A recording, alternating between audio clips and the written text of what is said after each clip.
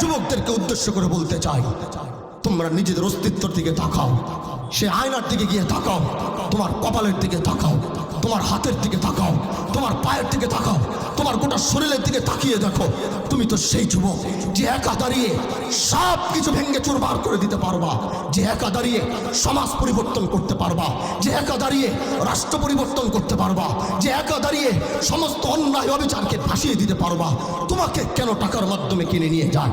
তুমি কেন অন্যায়ের পিছনে গিয়ে স্লোগান দাও?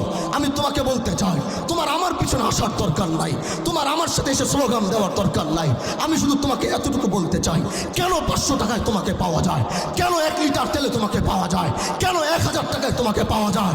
এ যুবক, তুমি তো মোহাম্মদ বিন কাসেমের সৈনিক, তুমি তো মোহাম্মদ বিন কাসেমের উত্তরসূরি, তুমি তো খালিদ বিন ওয়ালিদের উত্তরসূরি, তুমি তো হযরতে ওমর খলিফাতুল মুসলিমিন হযরতে ওমরের সৈনিক, তার উত্তরসূরি। তোমাকে কেন 500 টাকা দিয়ে কিনে নিবে? তোমাকে কেন 1000 টাকা কিনে একজন খারাপ মানুষের তুমি স্লোগান দিবা, একজন অন্যায়কারীর বিরুদ্ধে দাঁড়িয়ে তার স্লোগান দিবা? এটা কুত্তা বিলাই দিয়ে করা যাবে, এটা মানুষ দিয়ে করা যেতে পারে না।